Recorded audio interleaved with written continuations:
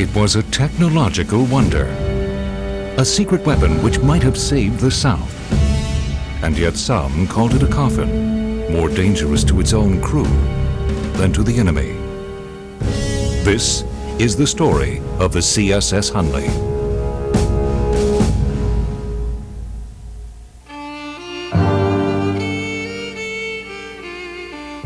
In the spring of 1995, underwater archaeologists were searching off the coast of Charleston, South Carolina for a unique treasure, the first submarine ever to sink an enemy ship. It had been designed by the Confederate Navy during the Civil War, but despite its successful attack against a Union ship, the submarine had mysteriously disappeared.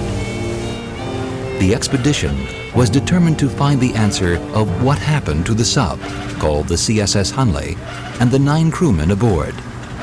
I don't know, I just refused to give up. It had to be there, was the question. A lot of people thought maybe it was salvaged or drifted out to sea. And you have to be one of these nutcases that when you start something, you're driven, to finish it. They were using a side-scan sonar, which profiles objects on the bottom of the ocean, and a magnetometer, which measures variations in the Earth's magnetic field.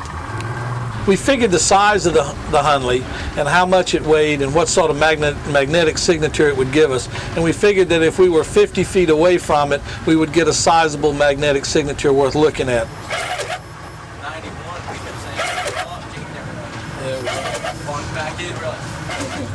They limited their search area to 5 square miles, using the wreck of the ship the submarine had sunk as the focal point of their investigation. A radio beacon on a nearby lighthouse relayed signals from a satellite hovering thousands of miles above the Earth to pinpoint their position. But after months of searching off and on over the course of several years, they had come up empty-handed. We didn't get lucky, we didn't dive on the right targets, maybe we didn't know what was going on. I think in a lot of ways we just weren't ready to find it, and the HUNLEY wasn't ready to be found. So this is the change in the Earth's in the background. But then they checked out a previously recorded large magnetic signature, one that had mystified everyone at first. Due to the tides and ever-shifting sand, visibility was severely limited. It was dark and unfamiliar, but the magnetometer had recorded something unusual, and it was worth a closer look. It was like entering a time machine. The further they descended, 10, 20, 30 feet, the further they traveled back into history, until they came upon a vessel which had changed the course of maritime warfare forever. The year was 1861.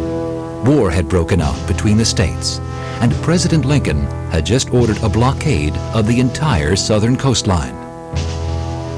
With no navy to speak of, the South was desperate for a means to break the tightening Union stranglehold. One suggestion was printed in detail in several southern newspapers. From the Chesapeake to the mouth of the Rio Grande, our coast is better fitted for submarine warfare than any other in the world. This new vessel must be cigar-shaped for speed, made of plate iron, about 30 feet long, and driven by a spiral propeller. So early in the war, it may have seemed a desperate plan by some, ingenious to others. But the fact was, the South had no navy to protect its 3,500 miles of shoreline. There were no naval vessels afloat, let's say, of any importance in any southern port available to the Confederacy. And even if there were a few, they certainly were not enough to challenge the United States Navy. This was a war about technology, about ingenuity, and the Confederates were ingenious. When you don't have very much, you make the most of what you have and you invent the rest. The Confederates began work immediately on 2 submarines in Richmond, Virginia, at one of the only ironworks in the agrarian South. But both subs quickly proved unfeasible. Another was built in New Orleans, and it was tested successfully. But it had to be scuttled lest it fall into the hands of the advancing Union fleet. which took the city in 1862. The North also tried building submarines, but it made only 2 attempts, neither of which worked. Designers on both sides of the war were facing formidable obstacles.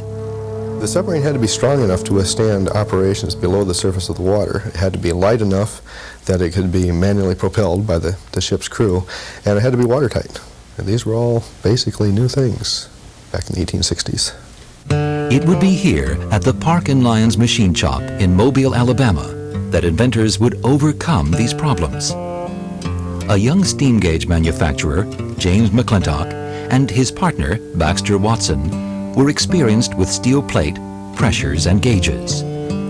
For financing, they had help from a New Orleans lawyer, Horace Hunley, and with several other men, a private consortium was formed. They were patriots, believers in the Confederate cause, but they also had an interest in privateering, sinking Union ships, and collecting a bounty.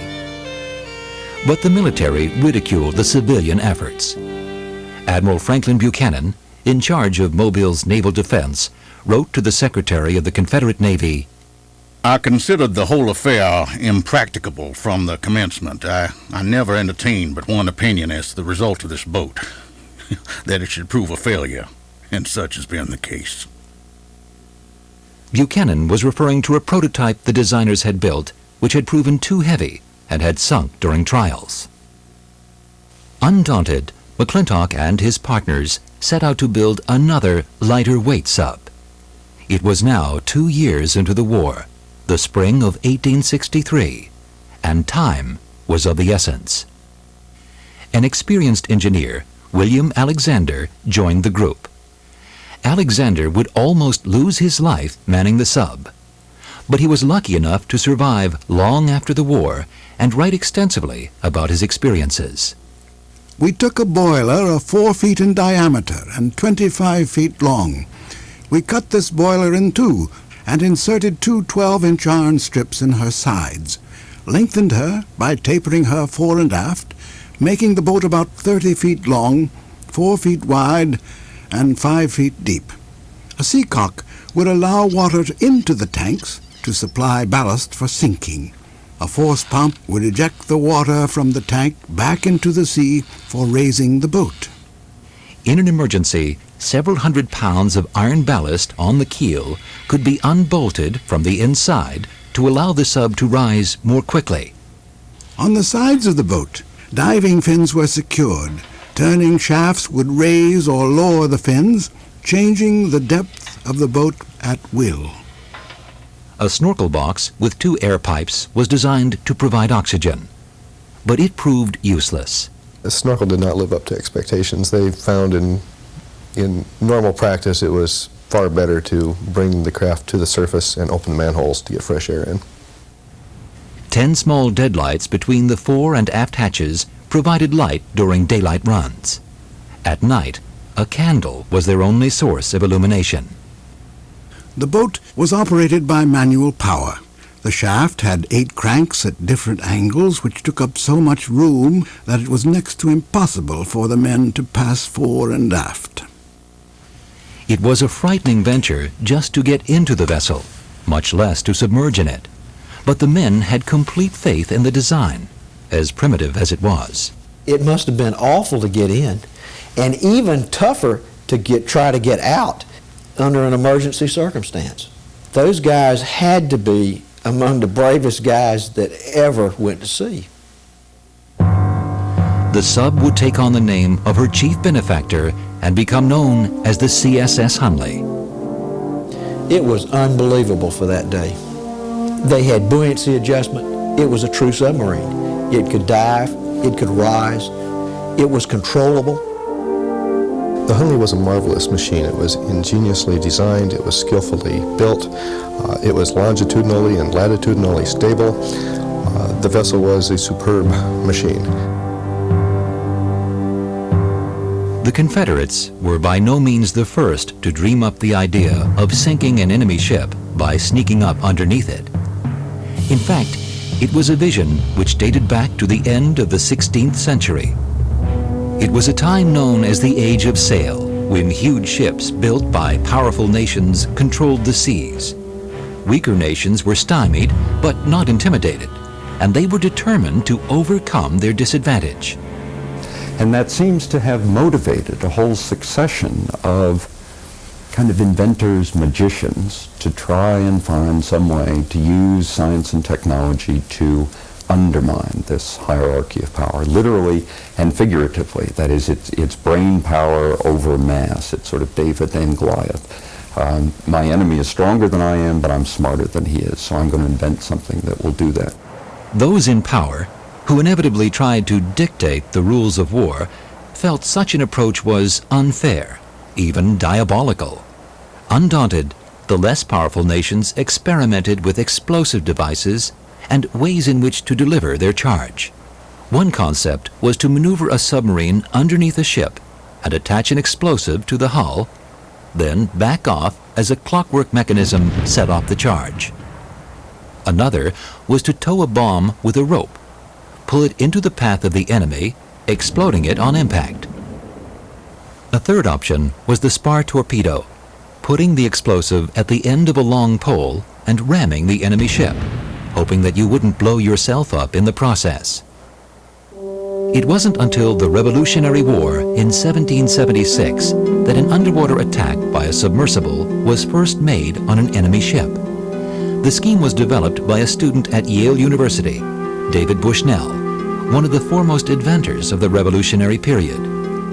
Bushnell made his sub out of wood held together with iron bands. It was elliptical, like two tortoiseshells put together, so he named it the Turtle. Bushnell was the first to use propellers, replacing the oars of previous inventors, one on the bow to make it go forward, another on top to adjust its depth once it reached neutral buoyancy. The Turtle carried an explosive charge on its top, which had to be screwed into the bottom of an enemy ship's hull, then exploded by a clockwork timer once the sub had backed off. It was a tight fit for one small man who had to have the arms of an octopus to manipulate the boat. To submerge, the operator used a foot pedal to flood the bilges. To rise, he would eject water by means of a pump. In its only attack, the operator was unable to set the torpedo against the hull of a British ship, and the Turtle withdrew in failure. Inventors continued to experiment with underwater vessels for another 50 years. But it would take the brutality and ingenuity of the war between the states to produce the first successful attack. For almost 300 years, one inventor had influenced the next, all of them driven by the same desires. I think there was a little bit of the mercenary, there was a little bit of the patriot in all of them, and there was also a little bit of this, the challenge of trying to undermine a reigning hierarchy of power. That is, I find in all of these inventors the sense that through cleverness and brain power, they could triumph over what seemed to be a larger and irresistible force. In the summer of 1863, the Confederate designers were under great pressure to produce a workable submarine. The naval commander at Mobile had ridiculed their efforts. The South had just received the devastating news of the defeat at Gettysburg. It was in this atmosphere that the CSS HUNLEY was finally launched and immediately tested. The original means of attack was to tow a torpedo behind the sub. Using an old coal barge as its target, the HUNLEY descended. Passing underneath, it continued on the opposite side until a large concussion signaled success. The designers were jubilant, the military elated. Even Franklin Buchanan did an about-face and sent a glowing recommendation to his counterpart in Charleston, South Carolina. Yesterday, I witnessed the destruction of a coal flat in the Mobile River by a submarine iron boat. I'm fully satisfied it can be used successfully in blowing up one or more ironclads in your harbor.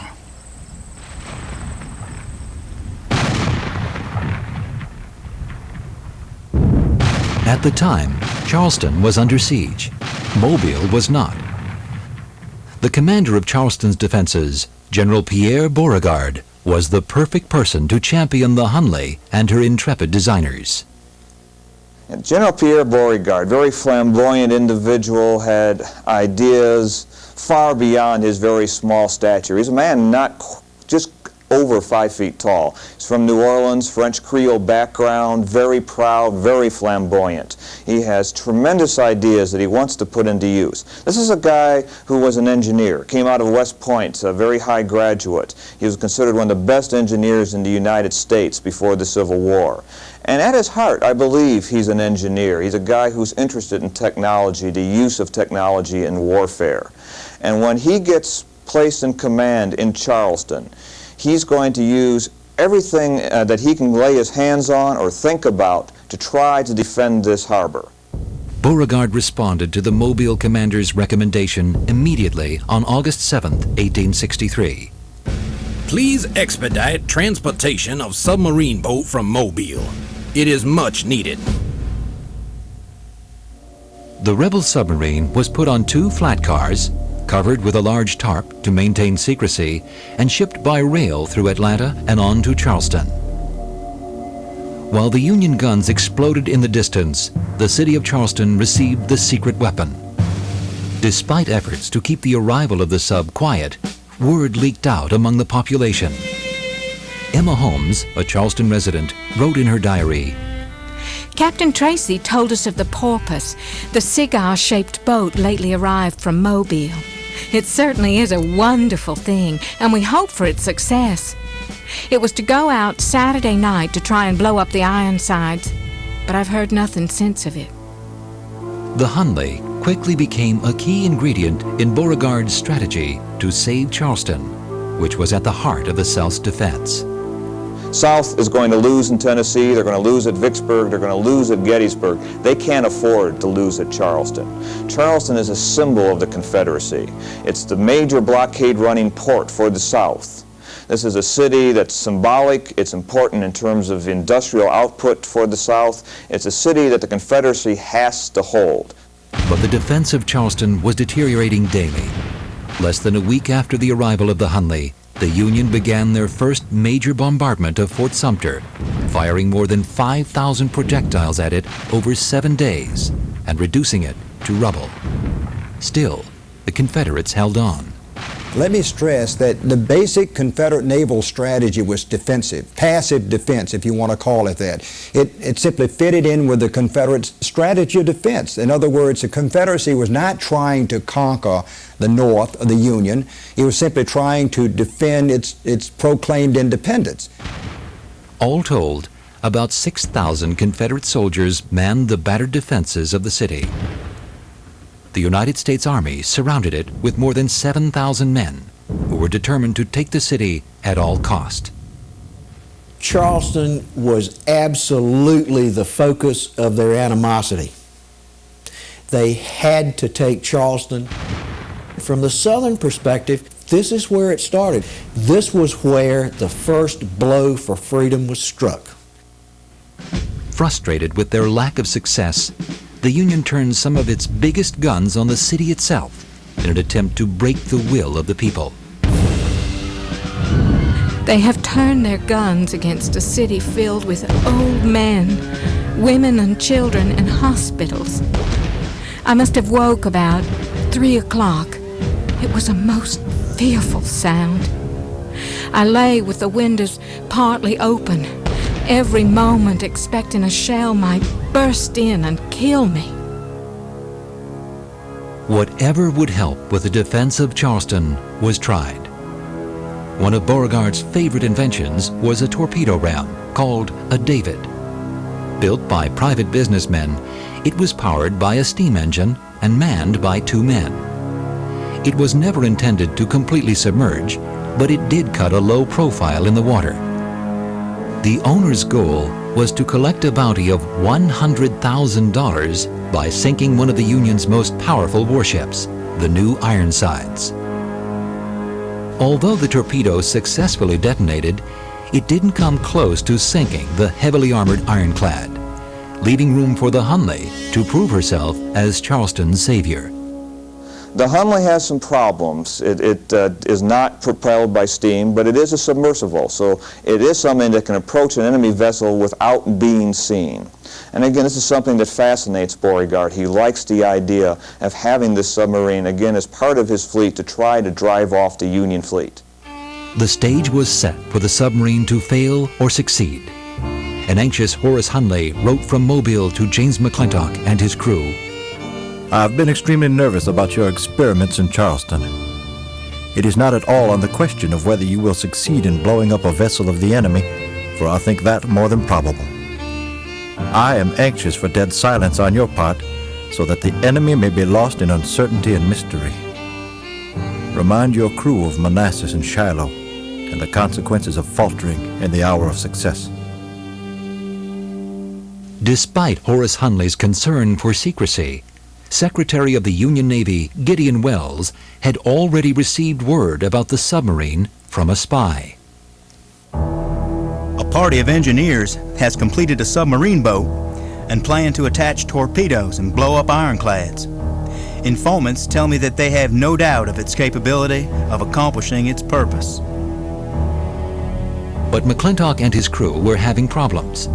The bombardment of Charleston must have unnerved them. The engineers had no battle experience and were ill-prepared to go to war. Fort Sumter had been reduced to a pile of ruin. Battery Wagner was about to fall. Beauregard prompted McClintock to get out there with the submarine, and McClintock did not do it. So Beauregard took military control of the Hunley and turned it over to a naval crew. Now, weeks had passed, literally 2.5 weeks. We know that it went out at least 3 times, but still no ships had been sunk. So it was seized by military authority and placed under the jurisdiction of a Lieutenant John Payne. The new commander, Lieutenant John Payne, got an experienced crew of volunteers off 2 ironclads anchored in the harbor. But where McClintock had no experience in war, Lieutenant Payne had no experience with the submarine, and he promptly sank it within 1 week of taking over its command. He'd given the order to go ahead. He was getting ready to leave the dock to practice, and his foot slipped and hit the lever that controlled the diving planes, put them in a downward attitude. The boat went under. Human error. As the sub descended, Payne quickly climbed out of the open hatch, followed by 4 others. But for the rest of the crew, escape was next to impossible. When you're inside of this cylinder with a propeller shaft, you can't move at all. They were lucky that anyone got out alive. The news cast a pall over the Confederates. By some mismanagement, a machine we had here filled with water and sank, drowning 5 men. They were fine men, the best we had. Poor fellas, they were 5 in 1 coffin. Realizing that the sinking was due to human error, not the design of the sub, orders were given immediately to raise her. The task was given over to 2 civilian divers, Angus Smith and David Broadfoot, whose specialty to date had been anchoring contact mines underwater at night at the mouth of the harbor. It was an enormous and grisly task, but 10 days later, the divers succeeded in raising the sub and extricating the bodies, for which they charged the military the pricey sum of $300 for recovering 5 corpses of men drowned in torpedo boat.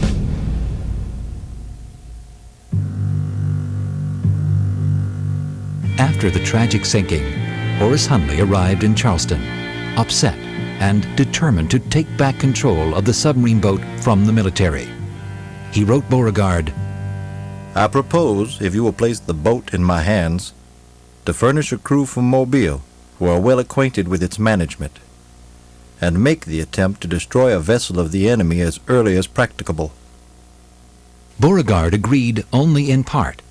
He gave Horace Hunley control over the refurbishing of the submarine, but not command.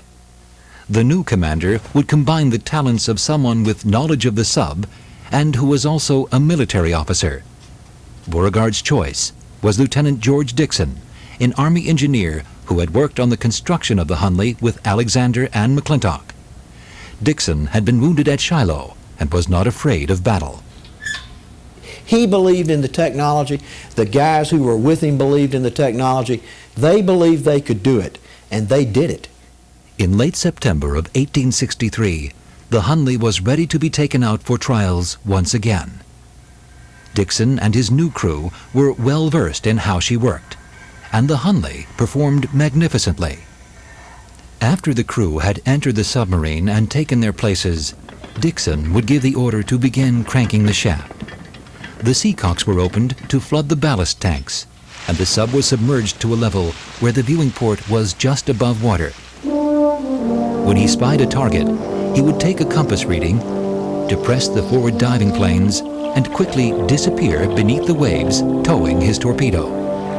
This time, everything worked. Beauregard and his staff must have had renewed confidence. Mock trials were so successful that Dixon and his crew were eager to strike at an enemy ship. But disaster struck once again. Captain Hunley decided to take command of the vessel and took it out for what would have been a routine dive. It was far from routine. For some inexplicable reason, Horace Hunley decided to take command of the vessel. It is unknown why he took this fateful step, but Dixon was not aboard that day. Although Hunley was knowledgeable about the workings of the sub, he made one mistake after another. When Hunley made his dive, he forgot to light his candle, and he forgot to close the valve to the forward ballast tank. So as soon as he tilted the diving fins down, the submarine was enveloped in darkness. They immediately started to nose toward the bottom very swiftly, and I think it was 55 feet deep. They ran nose first into the mud bottom. And at that point, with all the bodies probably would have been thrown into the forward area, and it's a very small hull to begin with. No candles lit, it's pitch black, and water starting to spill over the top of the bulkhead and fill the interior. Evidence shows that the crew frantically tried to unbolt the keel ballast, which, if they had succeeded, would have sent them back up to the surface. This time, no one survived.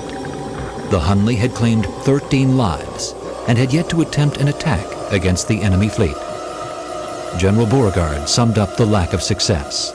I can have nothing more to do with that submarine boat. It's more dangerous to those who use it than the enemy. But it was salvaged once again by the divers Smith and Broadfoot, and this time General Beauregard described the scene inside the sub. The spectacle was indescribably ghastly. The unfortunate men were contorted into all kinds of horrible attitudes, some clutching candles, evidently endeavoring to force open the manholes. Others lying on the bottom, tightly grappled together, and the blackened faces of all presented the expression of their despair and agony. General Beauregard ordered a funeral procession of 2 companies and a band.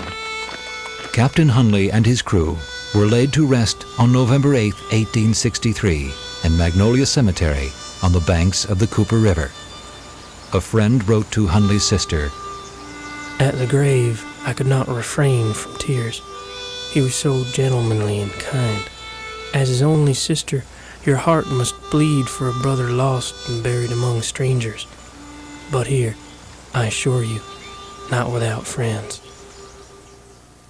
As the news spread in Charleston, the submarine, which had been admired by all those who knew of it, now called it the peripatetic coffin. The people of Charleston joined General Beauregard in their disdain.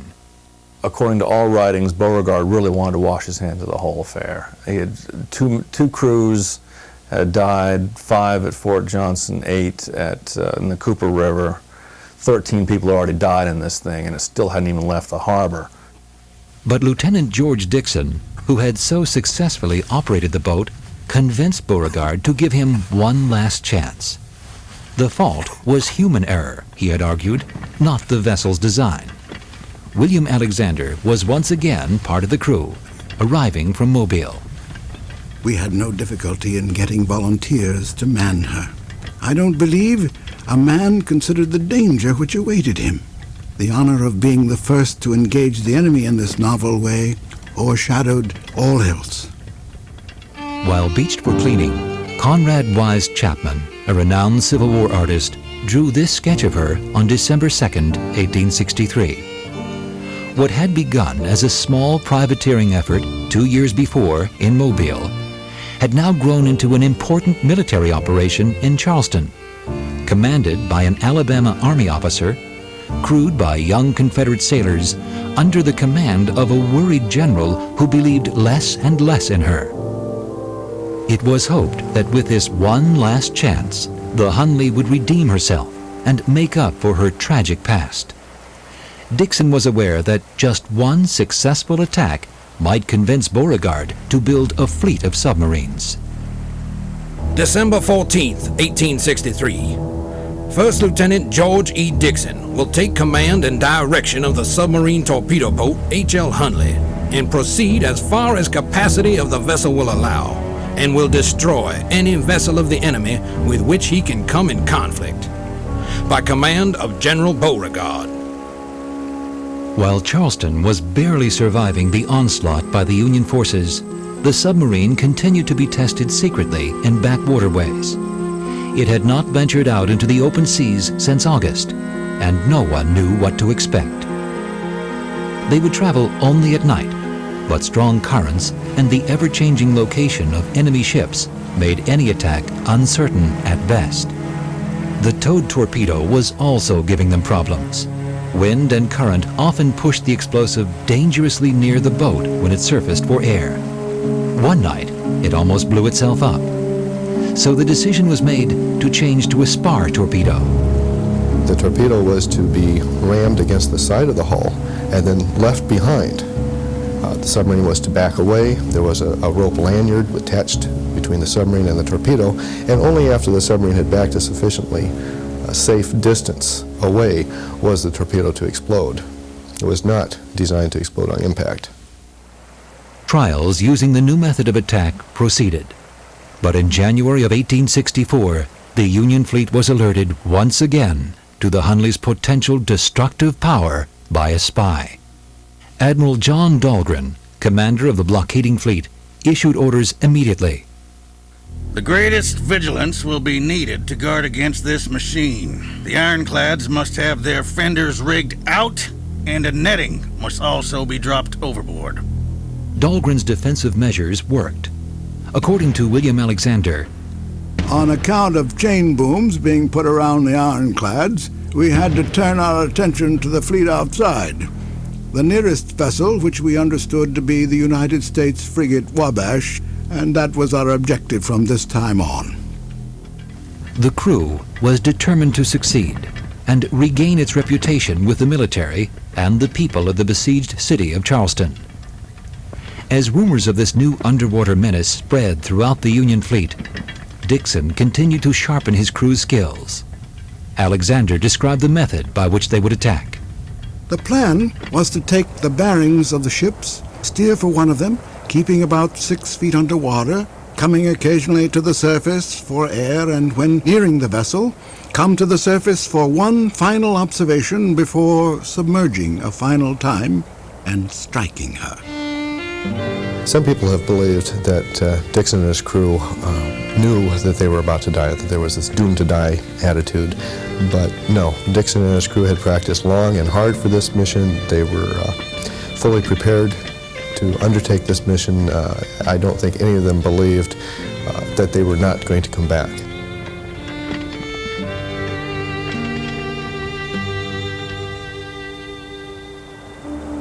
Unaware that their secret machine had been compromised to the Union fleet, the crew proceeded to make plans to attack. It would take the right combination of weather, luck, and perseverance.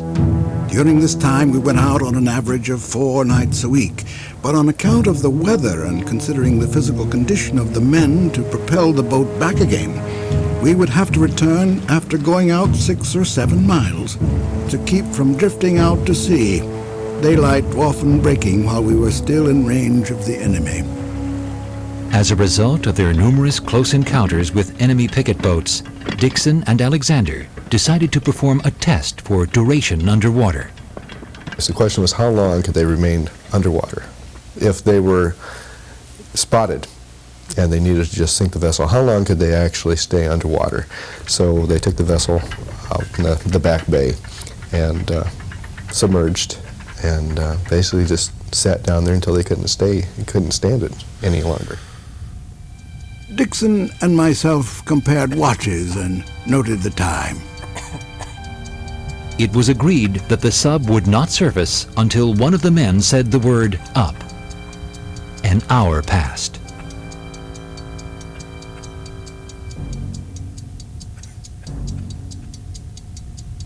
Each man had determined that he would not be the first to say the word.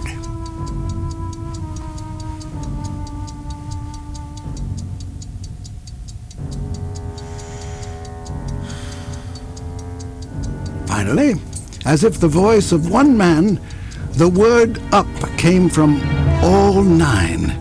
The time was taken. We had been on the bottom 2 hours and 35 minutes. Exhilarated and confident, the crew felt their luck had finally changed. Adding to their good fortune, an impressive new 200-foot steam sloop of war named the USS Housatonic appeared no more than 3 miles off the coast. It was under orders to keep up a head of steam and run down and destroy any blockade runner. Apparently, Admiral Dahlgren believed his Union ironclads were the likely targets of the Confederate submarine, because the Housatonic lay at anchor unprotected. But after all his work on the Hunley, William Alexander would not be with the crew on her final voyage. We were in readiness when I received an order which at the time was a blow to all my hopes, although only by obeying it did I live to write this narrative. I received orders to report back to Mobile. This was a terrible blow to Dixon and myself after we had gone through so much together. Finally, on the night of February 17th, 1864, the weather was clear and pleasant, the sea calm, everything perfect for an attack, except for a full moon. Dixon decided to go in spite of it. The seas had been rough, but now there was a break in the weather. This was their best opportunity. After years of planning, months of trial and error, and the death of 13 men, this would surely be the night for the sub's first attack. The Housatonic lay at anchor within sight. It could easily be approached well before midnight. When the Hunley and her brave crew set out, they must have known that history would be made that night, or they would die trying. Aboard the Housatonic, the crew was prepared for any provocation. Lookouts stood armed. 3 officers were alert with their glasses, scanning the harbor for anything suspicious. Her 12 cannon were at the ready. At approximately 8:30 p.m., Robert Fleming, the starboard lookout, thought he saw something suspicious approaching the ship. He reported it to an officer who claimed it was only a log. Adding to the danger of the attack, the Hunley was approaching only semi-submerged. Beauregard had ordered her never to dive fully underwater again, since so many Confederate lives had been lost. At 8:45, Acting Master John Crosby spotted the Hunley 100 yards off the starboard beam. I saw something on the water, which at first looked like a porpoise coming up to the surface to blow. I saw it was coming towards the ship very fast. I gave orders to beat to quarters, slip the chain, and back the engine. Armed lookouts fired several shots in desperation at the strange object as it continued to approach the Housatonic. Dixon would have ordered full speed ahead to ram the barbed torpedo into the hull of the enemy sloop. Then ordered the crank reversed in order to back away to pull the rope lanyard and detonate the explosive, hoping all the while that they would not be blown out of the water by the Housatonic's 32-pound guns. We tried to train the number 6 gun on this object as she was backing off from the ship about 40 to 50 feet off. I had nearly succeeded when the explosion took place and blew me backward.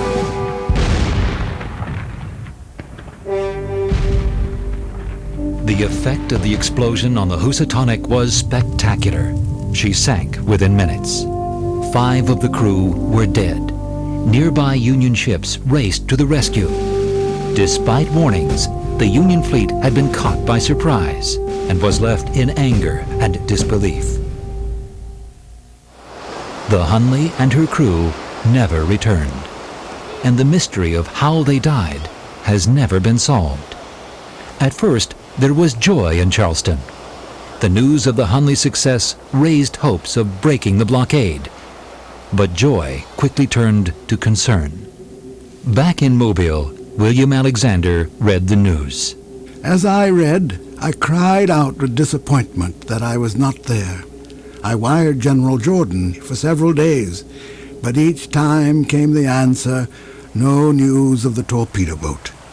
After much thought, I concluded that Dixon had been unable to work his way back against the wind and tide, and had been carried out to sea. Adding to the mystery, Dixon had signaled back to the shore after the successful attack. Dixon had said that if he came off safe, he would show 2 blue lights. And the individuals on shore reported the following morning that yes, they saw the blue lights, and they answered the blue lights. There's no way they could have gotten out of there clean. I think the concussion was incredible. I'm sure that they had never detonated that much powder that near the Hunley before. And again, we know from the Board of Inquiry that they were only about 60 to 80 feet away from the Housatonic when it detonated, and they wanted to be about 150 feet away. Even that, I think, would have been too close. They're talking about 90 pounds of gunpowder going off underwater. The underwater shockwave would have been incredible. The shores were searched for any sign of life, until finally all were given up for dead. General Beauregard issued a statement. Nothing has been heard either of Lieutenant Dixon or the torpedo boat. It is therefore feared that gallant officer and his brave companions have perished. For more than 130 years, the mystery would remain unsolved until the spring of 1995. It's about 1,000 yards off the Housatonic, but in the other direction. Everybody thinks it was going in when she sank, but what I forgot about was the fact that they had to wait for the tide to turn, which took another 2 hours after the sinking. So they apparently exploded their torpedo. The Housatonic went down. They paddled off, waiting for the tide to turn. And one of the survivors in the rigging of the Housatonic after it sank at the Board of Inquiry stated that he saw the blue light of this torpedo boat 4 ship lengths away and directly in front of the Canandaigua, which was a ship coming to rescue the Housatonic survivors. So I think there's a good possibility the Canandaigua, if it didn't run down the Hunley, it swamped it.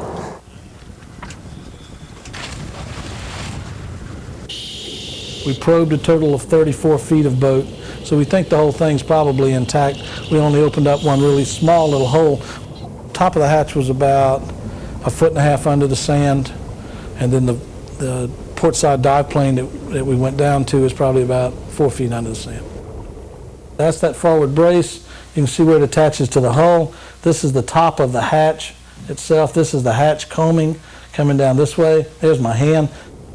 The hull is filled with sand, and somewhere inside are the remains of the 9 gallant men who made history.